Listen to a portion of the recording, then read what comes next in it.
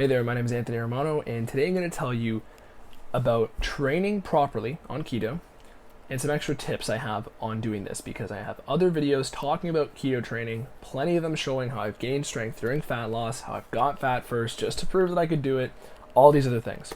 The point of this video is just a couple extra tips because I have some people asking me what's going to happen if you go too low in protein, what's going to happen if you want to do HIIT activities on keto. All these things are going to be answered.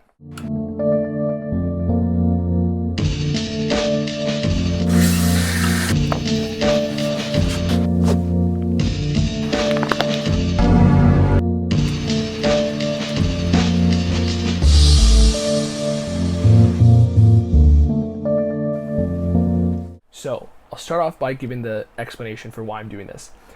There are some people who are hitting me up saying they have some performance issues with keto. And I have a video how for many people, they don't get enough protein on a keto diet, and this might be the problem for people doing high intensity activity. So, as many people have known, as many people are still debating, what's going to happen when you're on a keto diet is that at first, you're not going to have much carb energy. After you're adapted, your body will get better at having carb energy and using fat for fuel. So, what that means is adapted individuals have the best of both worlds. This is why we're talking about people who get better in their performance after they've done keto for a month or so. What's going to happen is that if you are not eating enough protein, you won't have enough stored carb energy. So you don't need to eat the carbs to get the carb energy, you just need to eat protein. And this actually tends to result in a much more stable carb load than simply just jacking up your sugars with some Taco Bell. Now, with people who have enough protein and they're fat adapted on a keto diet, carnivore diet, zero carb, whatever it is, anytime there's no carbs in the picture, contrary to what many of you might believe, you still have carb energy. People tend to think that since you're not eating carbs, you don't have carb energy. Your body can make carbs from protein and from glycerol, which is basically the backbone of fat. So what's going to happen is you will always have enough carb energy, assuming you're getting enough of these precursors, I'll call them. So basically, get enough protein, that's part one. Get enough protein so you have enough muscle glycogen. I haven't seen a video on YouTube where anybody else talks about having glycogen while you're keto adapted. Everybody seems to talk about how fats are more conducive for cardio activity and how there's so many studies with cardio and if you perform better when you're on keto with cardio. But everyone's overlooking the weight training aspect. And with weight training, the tips that I'm going to give you here should clarify a lot of problems for you. People tend to think, okay, so the carb intensive activities, which tend to be called glycolytic, they're anaerobic, those are some other terms to say activities that you can't do while breathing, they require carb energy. Okay, so many people think I don't eat carbs, therefore I can't do those activities. That's false. You can do those things because your body still will provide you with carbohydrates, assuming you're getting enough protein. Now, with those types of activities, here are the considerations you have to think about. Now, with weight training, people tend to say, okay, anaerobic activities, glycolytic activities, I can't do my CrossFit class, I can't do running, I can't do my interval training, I can't do high repetitions. This is false. The glycolytic activities are not 20 reps of barbell curls. The glycolytic activities are sprinting where you're not able to breathe, or the 1 rep maxes. So I've seen videos where people are talking about, you got to keep it to moderate reps and you can't go too high reps on keto diet. This is false. You actually can, because what's going to happen is fat is an energy source that is more conducive to aerobic activities, so activities while you're breathing. And last time I checked, doing 20 reps of barbell curls with a weight that you're able to do 20 times tends to be something that you can do while breathing. The things that you can do while breathing are pushing for 1 rep maxes. That's where it's much more difficult to use fat for fuel, and that's where it's much more difficult to basically get away without carb energy. Of course, you still have carb energy, which is something that many people leave out and they're unaware of.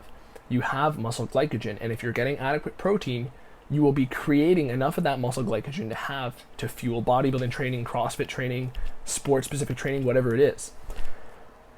Now, even with the 1 rep max situation, your body, from the studies I've seen, will still show a small amount of that rep, which is a true 1 rep max, being fueled by fat. Of course, majority of this exercise is going to take carb fuel and a little bit of creatine. And most of it is not going to be fueled by fat. But anything you can do while breathing, doing 8 to 12 reps, which is bodybuilding range, doing anything over 4 to 5 reps, tends to be activities you can do while breathing. And they're not necessarily glycolytic activities. They're not necessarily activities that require glucose. Of course, there will be some muscle glycogen used, but you have muscle glycogen if you're adapted. Once you're adapted on keto, you're going to have just the right amount of muscle glycogen. Your body will be better at using it. This is what studies have shown. You can check my other videos if you want more info on that. Your body will be better at using that muscle glycogen in an effective and efficient way. Additionally, more of that set, right, where you're doing, let's say 8 reps, is going to be fueled by fat than somebody who's not on a keto metabolism. So overall, you are getting the best of both worlds. This does not mean that carbs are the devil. This does not mean that you should, just say that anybody who eats carbs is a demon. But the fact of the matter is, all the studies have shown when people are on a keto metabolism and they are adapted, their body is better at using carbs and it's better at using fat. Of course, you might not have as much stored muscle glycogen as somebody who's on a carb metabolism, but assuming you're eating enough calories and enough of those calories are protein, you should have enough muscle glycogen to fuel all of your activities. Of course, if you're a power lifter or somebody in a very unique situation who's always shooting for 1 rep maxes, maybe you'll only be able to hit half the amount of 1 rep maxes you hit in a weightlifting session than normal, right? Because you still have that muscle glycogen, it just probably won't fuel you for 10 sets. That is a consideration where it may be a weak point, and you may want to start supplementing with a little bit of targeted keto, a little bit of dextrose, quick digesting carb. But for the majority of people doing weightlifting training, bodybuilding training, CrossFit, whatever it is, sports training, you absolutely have enough energy to do high intensity interval training of any sort. For me, when I'm doing these anaerobic movements, right? Maybe the first rep or 2 of a very heavy set is mostly anaerobic. Maybe most of my muscle glycogen is going to be getting depleted during those reps compared to the reps where I'm able to breathe a lot more and where I'm using lighter weight. At the end of the day, those aerobic activities, so the ones where you're breathing, are going to be fueled by fat much more effectively, and you will have a balance of both carb energy and fat energy. This video ties in very much with a video I just put out about protein intake on keto and how you need to make sure you're getting enough to have these muscle glycogen benefits on a keto diet while you're training. Many people are told they have to do 20% or a magic ratio of fat to protein to be in ketosis. You don't have to be afraid of excess protein. Of course, it may temporarily halt ketosis, but for people who are very active, you need to have a little bit more stored muscle glycogen. And going a little bit over on your protein is a lesser evil than being worried about ketosis all the time. So don't be afraid of going a little bit over your protein intake if you're somebody who is highly active. I generally shoot for around 30% protein every single day.